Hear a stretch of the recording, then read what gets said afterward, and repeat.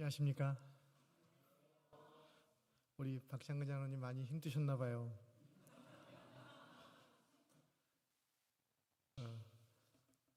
또 오늘 귀한 특창해 주신 장로님 감사드립니다. 우리 김 장로님께서 저희 둘째 딸을 잘 케어해 주셔가지고 우리 둘째를 여기서 낳았습니다. 교문익교회가 고향입니다. 근데 잘 컸습니다. 너무 감사하고 오늘 훌륭한 또 멋진 찬양으로 하늘의 감동을 선물해 주셔서 너무 감사합니다. 오늘은 못 뵀던 분들 여러분을 뵐 수 있어서 너무 좋고요. 올라오기 전에 우리 박창근 장로님이 설교자가 보이는 저 시계는 5분이 빠르다 이렇게 얘기를 해주셨습니다. 그래서 왜 빨리 맞춰놨나 생각했더니 빨리 끝내야 된다 이렇게 그런 마음가짐으로 저거를 안 고치신다는 것 같아요. 그래서 저보고 저도 빨리 끝내야 됩니까? 그랬더니 우리 목사님들은 전부 다 15분이면 다 끝나신다. 그래서 제가 굉장한 도전을 받습니다. 오늘 제목이 운명을 바꾸려는 절박한 씨름이거든요.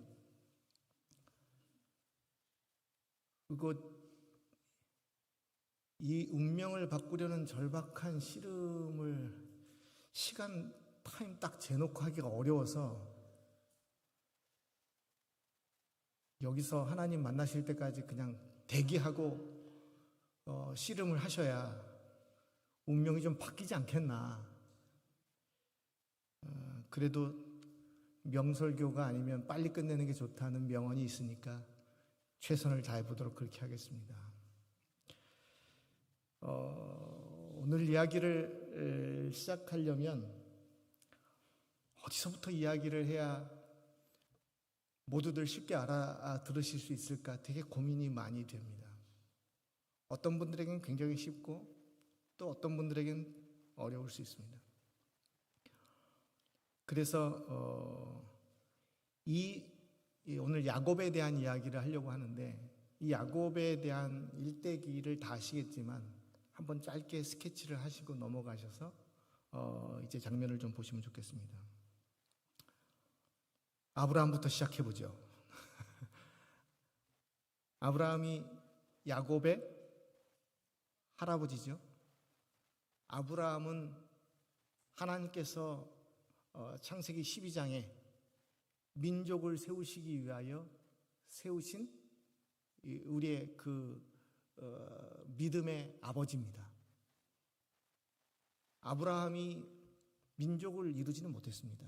그러나 하나님께서 아브라함과 약속을 해주셨어요. 그리고 한 세대가 지나고 그 다음 세대가 지날 때마다 계속해서 언약을 갱신하셔요. 그래서 아브라함의 아들이 누구예요? 어렵게 얻은 아들이잖아요. 기적의 아들이죠. 그리고 거의 하나님께 드릴 뻔하다가 하나님께서 다시 살려두신 아들이에요. 그래서 그 계보를 이어요. 그리고 이삭이 또 아내 리브가를 만나가지고 쌍둥이 아들을 낳습니다. 첫 번째 아들이 에서고 두 번째 아들이 야곱이에요. 근데 에서는 성격이 상남자예요. 그죠? 덤벙대고 급하고 와일드하고 밖에 나가서 이렇게 뭐 하기가 되게 좋아하는 그런 성격이요. 한 배에서 한꺼번에 나왔는데 어떻게 이렇게 성격이 다른지는 모르지만 야곱은 어떻게 해요? 되게 조심성 있고 세심하고 여성스러운 면이 있지만 그의 마음속에 야심이 있어요. 되게 성공지향적인 그런 캐릭터예요. 그런데 어느 날 갑자기 에서가 사냥해서 돌아오죠. 배가 너무 고파요. 그때 부엌에 있던 사람이 누굽니까? 야곱이에요. 팥죽을 막 열심히 끓이고 있을 때, 야 동생 팥죽 안 그릇 줘. 이 야곱은 늘 그 생각을 하고 있었는지 모르지만 어떻게 그 장면에서 장자권을 사고 팔 수 있는지는 모르겠어요. 야곱이 형한테 그냥 제안을 하죠. 형, 그럼 장작권 나한테 줘. 내가 팥죽 줄게. 그래서 팥죽 한 그릇에 장작권을 너 가져. 그거 별것도 아닌데. 이렇게 넘겨버리고 말죠. 그러한 다음에 그것을 서로 잊어버리고 있었다가 이삭이, 아버지죠, 눈이 어두워져서 이제 아들에게 장작권을 넘기려고 하는 그때 내가 축복하기 위하여 아들을 불러가지고 누굴 불렀어요? 에서를 불렀죠. 그래서 너는 가서 뭘 잡아오라고요? 짐승을 잡아서 요리를 해가지고 오라고요. 그렇게 해서 염소를 잡으러 이제 짐승 사냥을 하러 나갑니다. 그때 엄마가 리브가죠. 그 야곱을 도와가지고 전격 작전이 시작됩니다. 염소털을 몸에다가 막 바르고요.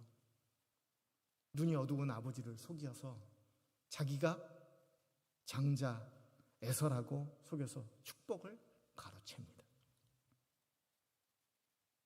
이거 뭐 털까지 몸에다가 발라가면서 이 정도 하면 굉장한 준비성이 있어요. 그죠? 결국 성공했습니까? 성공했어요. 늦게 돌아온 에서가 아버지에게 고기를 가지고 와가지고 아버지 저를 이제 축복해 주십시오 했더니 너가 누구냐? 저가 장자 에서입니다. 나는 이미 다 축복을 했다. 그때 이 이삭이 직감을 했죠. 아, 야곱이구나. 그렇지만 이미 다 축복을 해버린 거예요.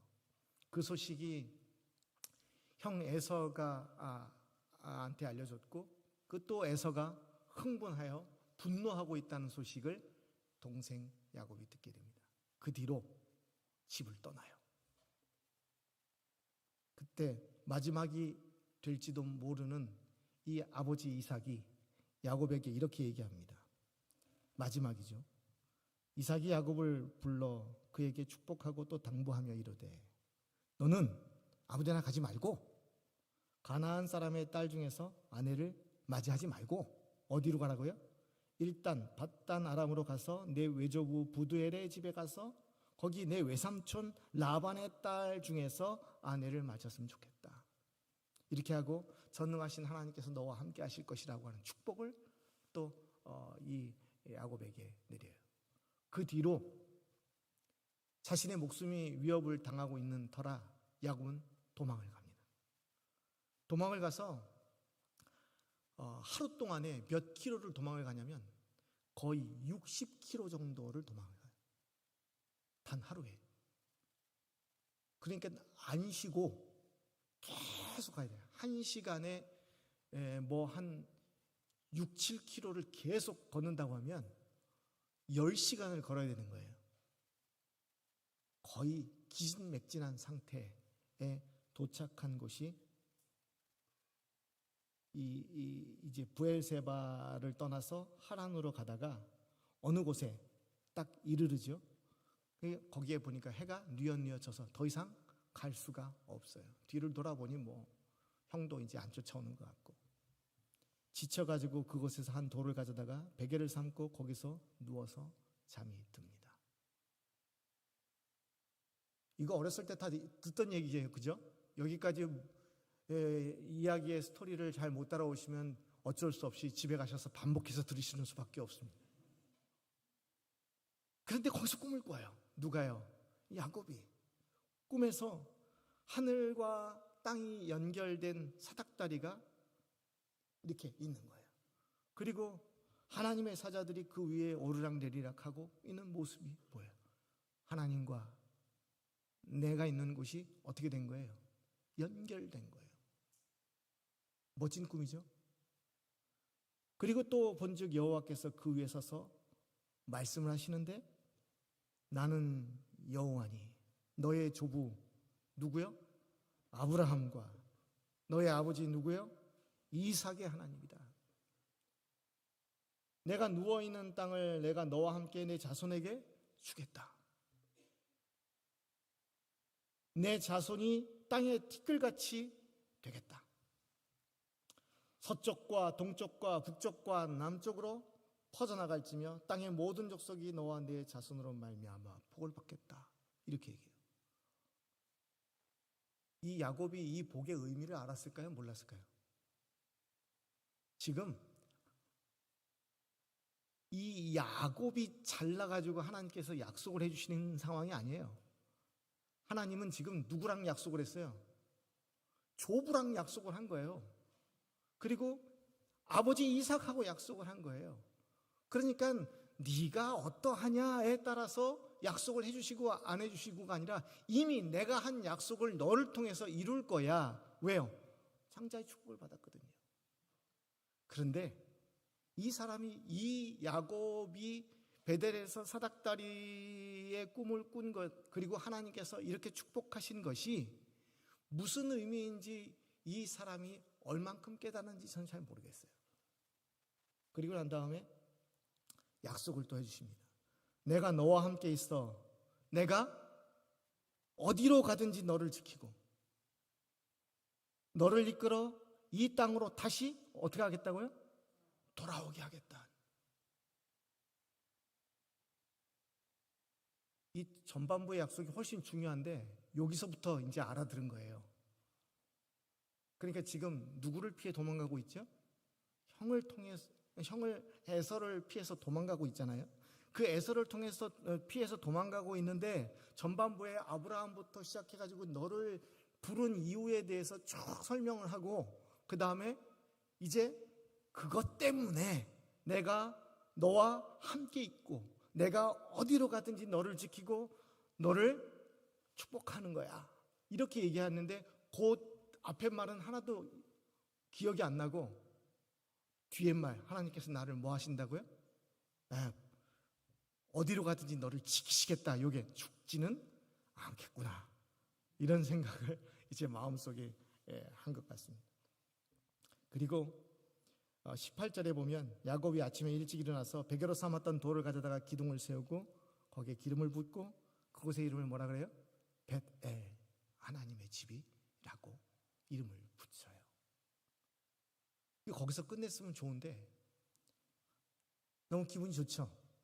약속이잖아요. 하나님께서 나를 보호하시겠다고 하는 약속. 너 죽지 않아. 네가 할 일이 있기 때문이야. 이렇게 약속을 해주셨기 때문에 이 야곱이 하나님 앞에 나도 약속을 합니다. 이걸 보통 서원이라고 해요. 하나님 앞에 하나님께서 이렇게 해주시면 내가 이렇게 하겠나이다. 이런 거예요. 약간 그 나시린처럼 이렇게 약속을 하는 거예요. 그래서 야곱이 쉽지도 않은 서원을 하는데 그 서원의 약속이 이거예요. 하나님이 나와 함께 계셔서 내가 가는 길에서 나를 지키시고 먹을 떡과 입을 옷을 주시어 내가 평안히 아버지 집으로 돌아오게 하신다면 당신은 뭐예요? 나의 하나님이십니다. 그 약속이 조금 희한하죠? 제가 이렇게 야곱이라면 저를 만약에 복을 주셔서 다시 아버지의 집으로 돌아올 수 있도록 하면 제가 제 평생을 다하여 하나님을 섬기겠습니다. 이 정도 돼야 되는 거잖아요. 그죠? 그런데 내가 평안히 아버지 집으로 돌아오게 하시면 그때서야 당신은 진짜 하나님이십니다. 이렇게 하는 거예요. 이게 야곱이 이 약속을 한 걸 보면 야곱은 어렸을 때부터 기회만 있으면 뭔가 밟고 올라가려고 하는 그런 습성들이 있었던 거예요. 꼼수. 야곱의 이름이 뭐예요? 속이는 자 아니에요?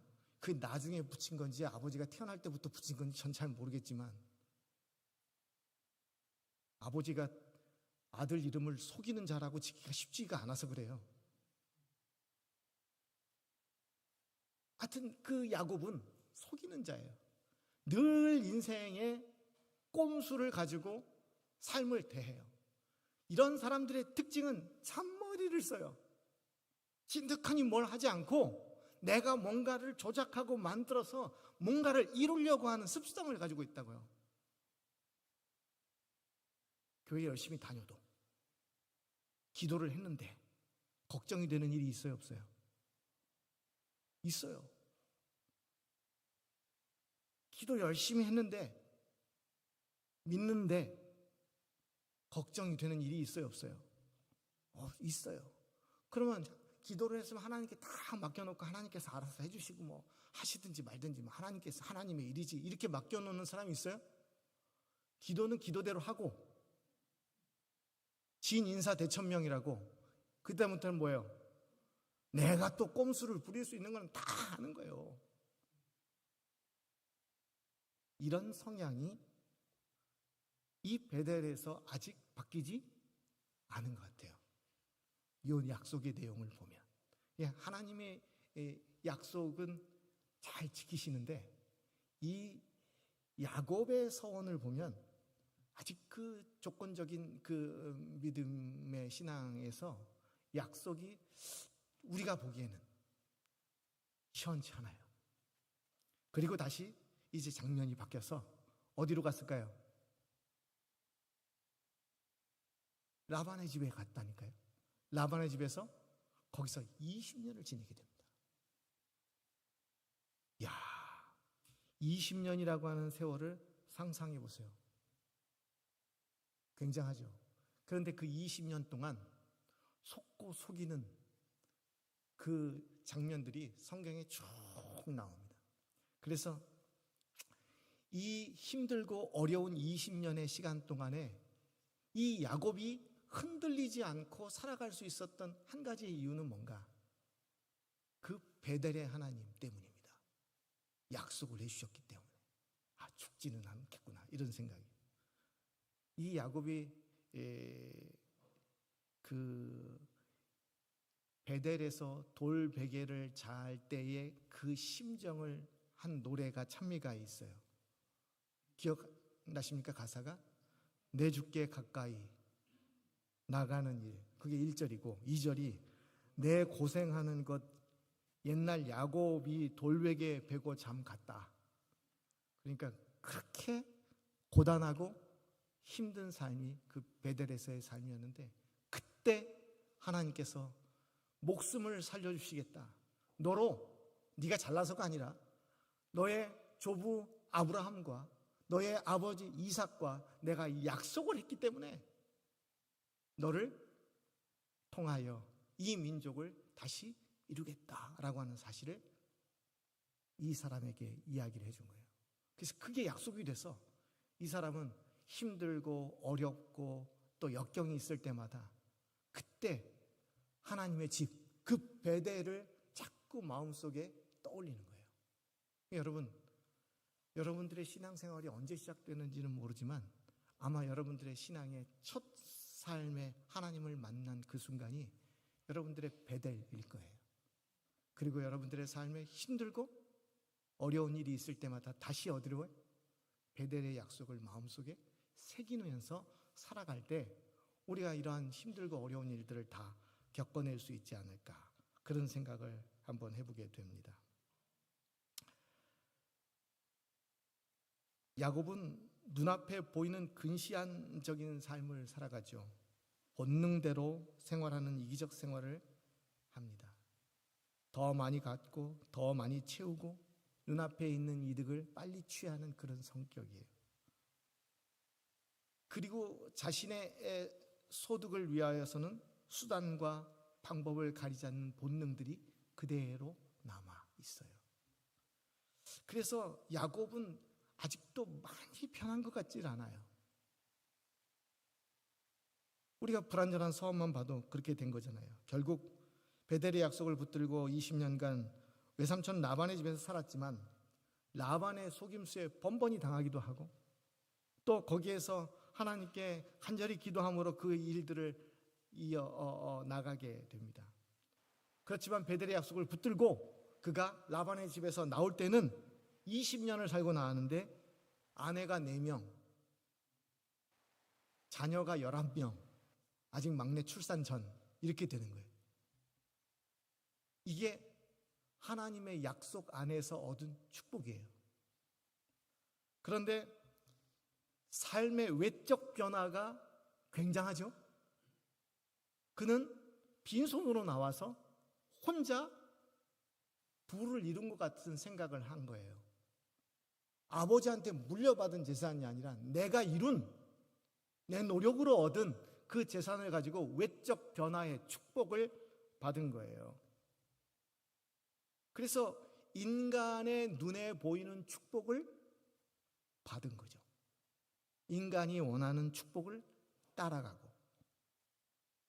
그런데 여전히 그의 인생에 꼼수 인생은 바뀌지 않았다는 거예요. 방향성이 하나도 바뀌지 않았어요. 그래서 삼촌 라반의 집에서 엄청 가진 고생을 하다가 결국 라반과 헤어지게 되는 결정적인 장면이 나오는데, 어느 날 그냥 놔두면 라반의 집에서 무사하지 못할 것 같아서 하나님께서 20년 전 그 베델의 하나님께서 다시 나타납니다. 그거는 요것 때문이에요. 야곱이 라반의 아들들이 하는 말을 들어요. 그랬더니 라반의 아들들이 뭐라 그러냐면, 야곱이 우리 아버지의 소유를 다 뺏을 거야. 그러니까 가만히 있으면 우리는 뭐예요? 야곱한테 다 뺏길 테니 가만히 놔두면 되겠어요, 안 되겠어요? 안 된다라고 하는 이야기를 하는 것을 야곱이 듣고 걱정할 바로 그날 저녁에 꿈에서 하나님의 사자가 나타난 거예요. 누구에게요? 야곱에게. 그러면서 뭐라 그러냐면, 나는 베델의 하나님이다. 여러분 20년 전에 기도한 거 기억나세요? 20년 전에 침례받은 분은, 침례자가 누군지 기억나세요? 받으신 분은 기억하셔야 되는 거 아닌가? 예. 그러면서 이렇게 얘기해요. 내가 거기서 기둥에 기름을 붓고 거기서 내게 서원한 것을 내가 들었다. 너 나한테 얘기했지? 뭐 하기로요? 고향 땅으로 돌아가면 하나님이라고 그때 얘기했지? 그거 지금 하자. 이렇게 하고 이곳을 떠나서 내 출생지로 돌아가라. 이렇게 허락을 해주십니다. 그래서 야곱이 뒤도 안 돌아보고 하나님의 말씀에 의지하여 그 자녀들과 재산들을 다 끌고 이제 어디로 가는 거예요? 예, 아버지의 집으로 돌아가려고 하는 거예요.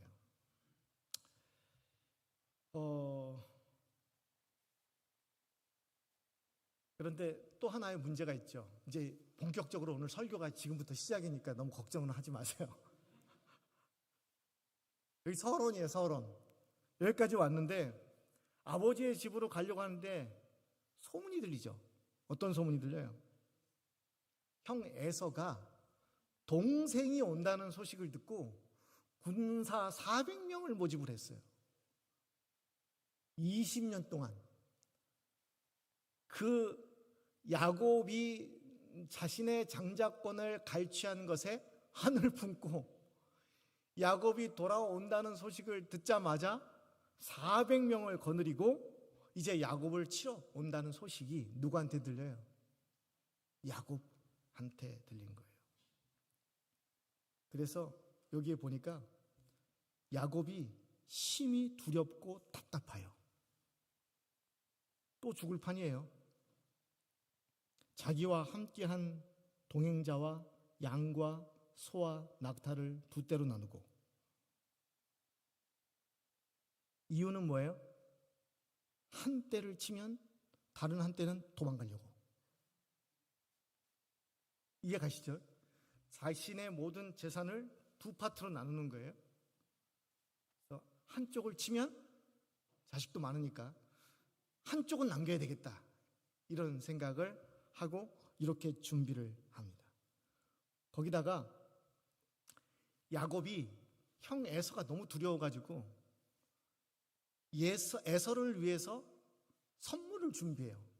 이게 종합 선물 세트예요. 다 읽지는 않지만 어떻게 하냐면 야곱이 이 형 에서를 위해서 마음을 누그러뜨리기 위한 자신만의 작전. 그래서 예물을 한꺼번에 보내는 게 아니에요.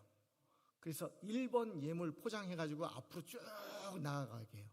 그래서 이거 얘가 나한테 선물을 보냈네. 그러면 저 뒤에 선물이 또 있어요. 이게 다가 아니네? 그리고 그걸 다 들으면, 이거 뭘 이렇게 많이 보냈어? 이 정도 느낌이 나올 때 그 다음 선물이 도착하도록 3분할 해가지고 선물 세트를 딱 만들어요. 그래가지고 세 번째 받으면, 야, 이거 너무 과한데? 감동을 주는 거예요. 그래서 이 야곱다운 선물 세트를 딱 준비를 했어요. 이 정도면 완벽합니까? 식구들을 두 개로 나누고 재산들을 두 개로 딱 나누고, 그 다음에 그 앞서서 예물을 딱 보냈는데 예물도 한꺼번에 안 보내고 1차, 2차, 3차 이렇게 보내요. 야곱이 잔머리가 굉장해요. 이 평생을 이렇게 살았기 때문에 이 사람은 이 사건을 쭉 보면 철저하게 형 에서를 만나기 위한 준비를 합니다. 그리고 가족들을 보내고 자기는 어떻게 해요? 맨 끝에 남아있는 거죠. 초조함, 두려움. 내가 이렇게까지 했는데 형은 어떻게 반응이 올까? 하나님은 어떻게 나를 복을 주실까? 하나님을 믿는데, 기도는 했는데 여전히 그의 마음속에 뭐가 있어요? 초조함과 두려움이 있는 거예요. 약속에 의지하지만 또 다른 약속이 필요한 거예요. 그래서 모든 사람들을 보내고 약복강가에 홀로 작정을 하고 그날 저녁에 오늘은 하나님 만나리라 이렇게 하고 이제 약복강가의 운명의 전환을 위하여 하나님께 기도합니다. 그때 거기에서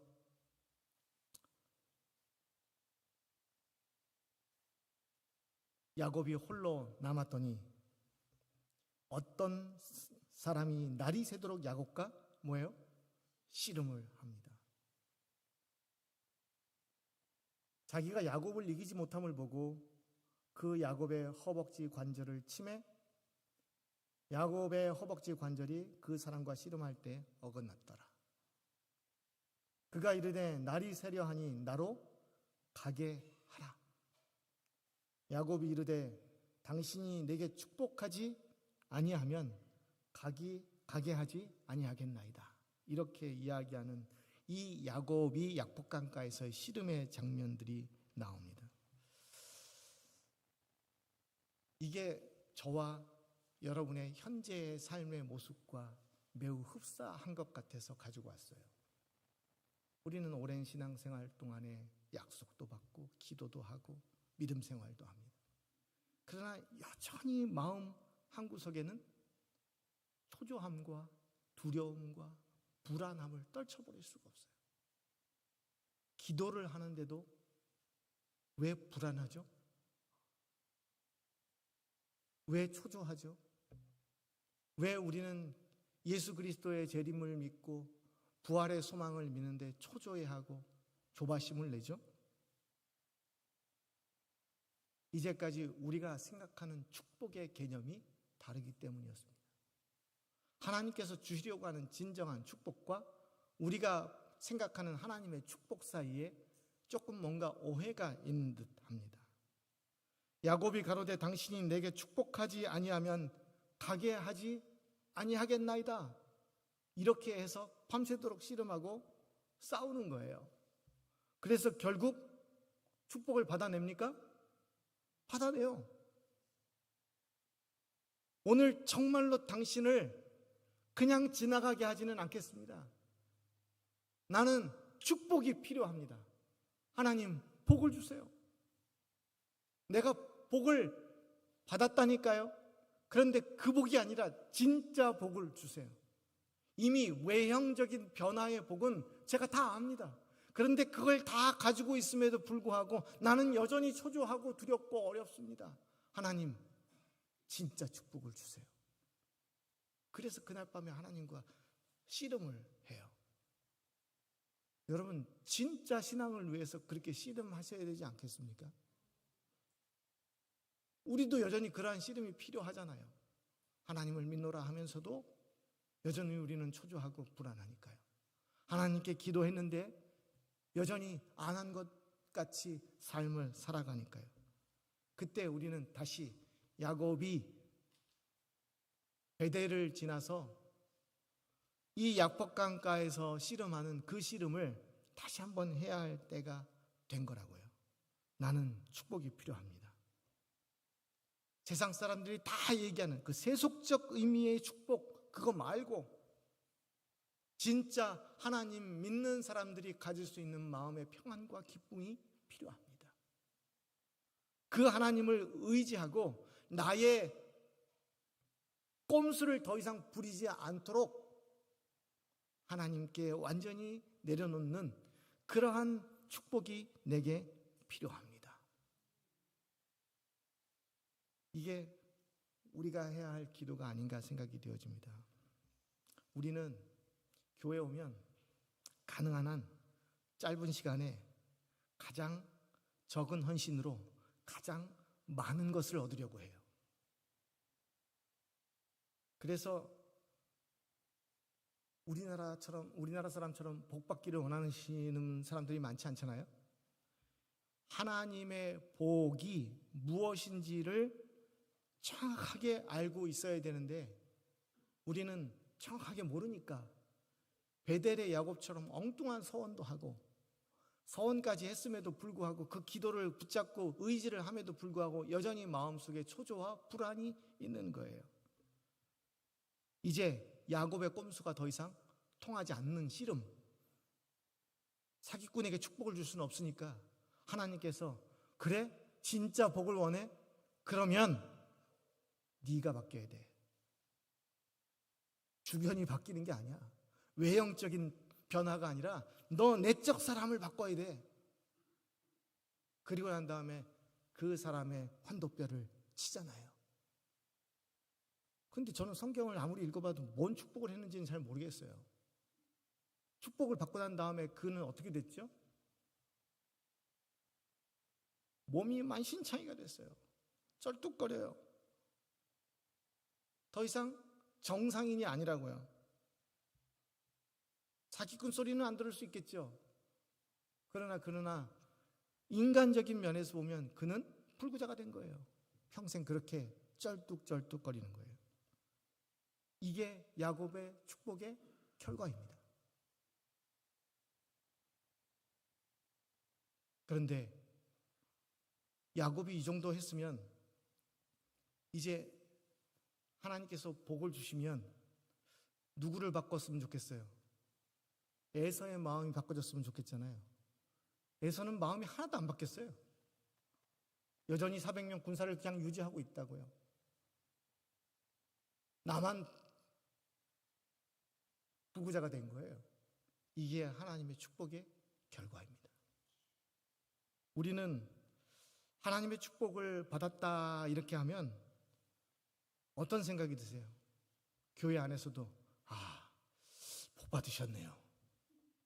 이렇게 하면 아들이 의사시험에 합격했든지 새로운 집에 당첨이 됐든지 연봉 높은 직장으로 이직을 하든지 뭐 이런 것들이 우리가 보통 뭐라 그래요? 복 받으셨습니다. 이렇게 부러워요. 그런데 야곱이 받은 축복은 축복의 결과가 밤새 씨름하여 얻은 축복의 결과가 에서의 갑작스러운 죽음이 아니었습니다. 에서의 마음이 누그러지지도 않았습니다. 주변의 환경이 아무것도 바뀌지 않았는데 바뀐 것 딱 한 가지, 야곱이 바뀌었어요. 그의 외형적인 것이 하나도 바뀌지 않았는데 이제 야곱이 바뀌었어요. 그리고 그는 그렇게 그의 가치를 붙들고 살아가는 것입니다. 여기 보면 이렇게 얘기합니다. 그 사람이 그에게 이르되 내 이름이 무엇이냐? 그가 이르되 야곱입니다. 야, 내 이름 바꾸자. 속이는 자가 아니에요. 뭐예요? 승리의 이름으로 바꾸자. 하나님과 더불어서 이겼어요. 그래서 너의 이름을 뭐라고 바꿔요? 이스라엘이라고 바꾸자. 이렇게 얘기해요.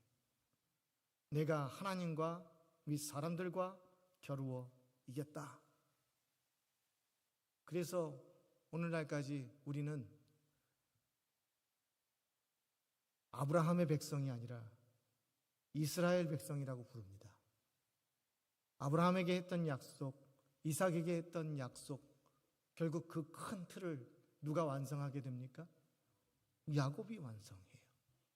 그리고 야곱의 바뀐 이름으로 족속을 이루고 큰 민족을 이루어서 하나님의 선택된 백성으로 하나님의 사랑을 세상에 전달할 민족으로 키워놓은 것입니다. 그날 야곱이 밤새 하나님과 씨름하여 얻은 축복의 결과입니다.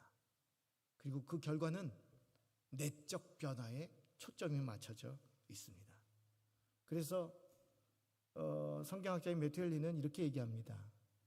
그것은 바로 지금까지 인간 자신의 힘과 머리만 믿고 살아온 야곱을 완전히 꺾음으로써 인간의 무가치함과 연약성을 철저히 일깨우고 이후로는 오직 전능하신 하나님만을 의뢰토록 하기 위함이었다.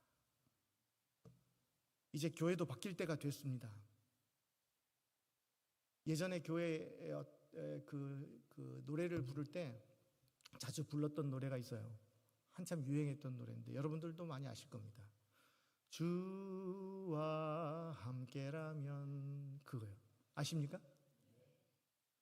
한참 그 노래를 열심히 불렀는데 어떤 집사님이 오셔가지고 이제 그 노래 그만 부르세요. 그 노래가 마음에 와닿질 않는데요.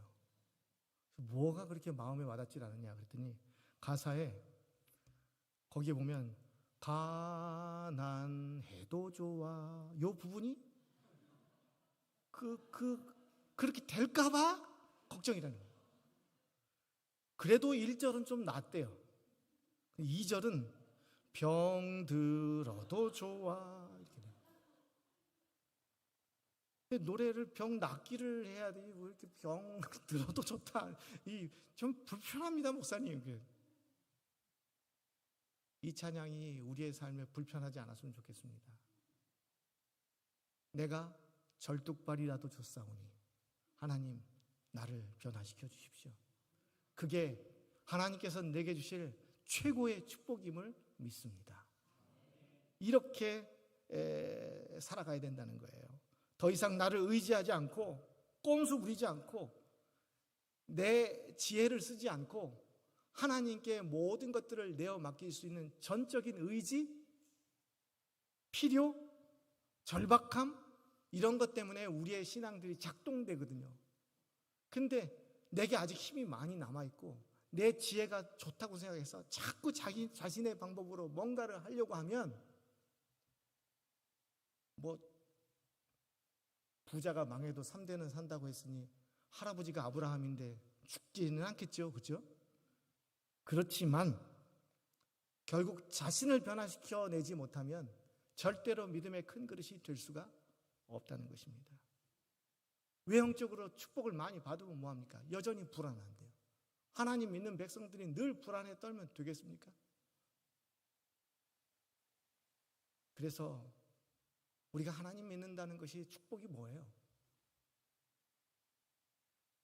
세상 사람들이 여러 가지 골치 아픈 일로 두려워서 잠 못 드는 밤에 적어도 밖에서 60km를 뛰어왔어도 단잠을 잘 수 있는 하나님의 약속을 믿고 살아가는 거 아니겠습니까? 근데 그 약속도 외형적인 약속이 아니라 축복의 정체는 결국 나를 변화시키는 거예요. 하나님을 만남을 통해서만 가능하다고요. 언제요? 바로 지금입니다. 이 교회가 하나님을 만날 수 있는 가장 복된 자리예요. 여기보다 더 좋은 자리가 있습니까? 그래서 매 예배 때마다 내가 하나님을 절대로 그냥 지나가게 놔두지 않도록 기도하셔야 돼요. 하나님께 복을 구하셔야 된다고요. 하나님, 제가 이제 보통 사람이 아니라 그리스도인으로 살아갈 수 있도록 저에게 복을 주십시오. 이 세상의 복이 아니라 진짜 복이요. 진짜 복은 뭐예요?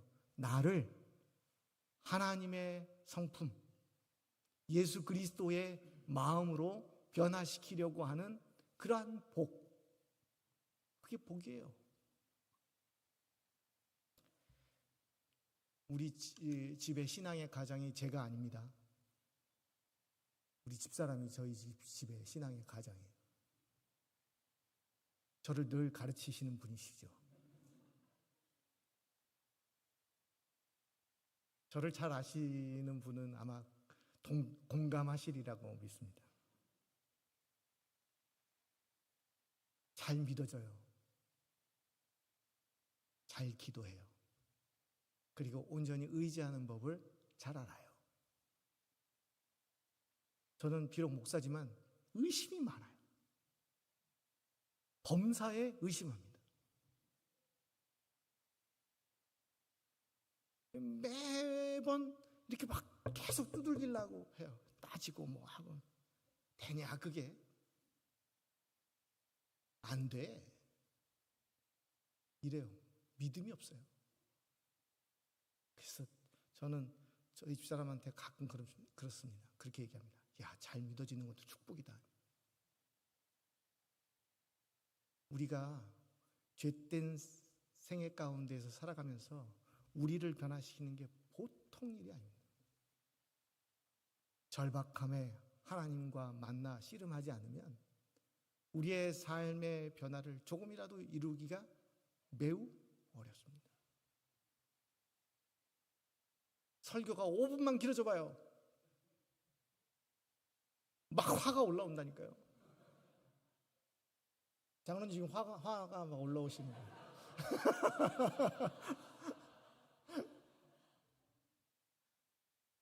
제가 예전에 한 교회에서 하도 교인들이 기도를 많이 안 하는 것 같아가지고 옥탑방에다가 기도실을 만들었어요. 뜨끈뜨끈하게 장판도 깔고 이렇게 해가지고 거기다가 상도 하나 갖다 놓고 다락 지붕 씌워놓고 바로 밑에 기도실을 전기 판넬을 다 깔아서 밤이고 뭐 저녁이고 뭐 언제든지 와서 기도할 수 있도록 그렇게 했어요. 그래서 광고를 하고 이거 만들어놨으니까 이제 올라가서 기도하시라고. 한참 있다가 목사님 큰일 났어요. 왜 그러시냐 그랬더니 큰일 날 뻔했다고. 불 날 뻔했다고. 그래서 왜 그러시냐고 와보시라고. 올라갔더니 그 기도실에 어떤 분이 오셔가지고 그 고추를 쫙 펴놓고 말리는데 그 전기 장판을 끝까지 올려놓고 그거 잘 마르니까 거기다가 그걸 말리고 계시는 거예요. 그래서 이거 그냥 놔두면 불 나는데 큰일 났다고. 그거를 며칠 만에 우리가 발견했을까요? 꽤 오래 됐습니다.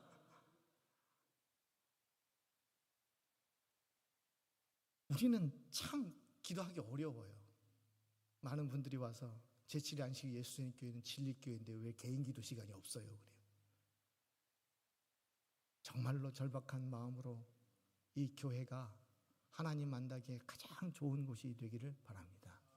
어떤 분들이든 이곳에 와서 눈물을 흘리고 기도할 때 그 눈물 흘리는 것이 아무도 이상하게 보지 않는 교회여야 합니다. 어떤 분들이 와서 어느 시간에 오든지 성경을 펴고 말씀을 보고 하나님께 만나는 시간 안에 방해받지 않는 그런 공간이기를 간절히 바랍니다. 그래서 결국은 만나서 나를 바꾸시는 약복강의 절박한 씨름들이 이 교회에서 일어날 때에만 그때 부흥이 일어납니다. 나도 교회도.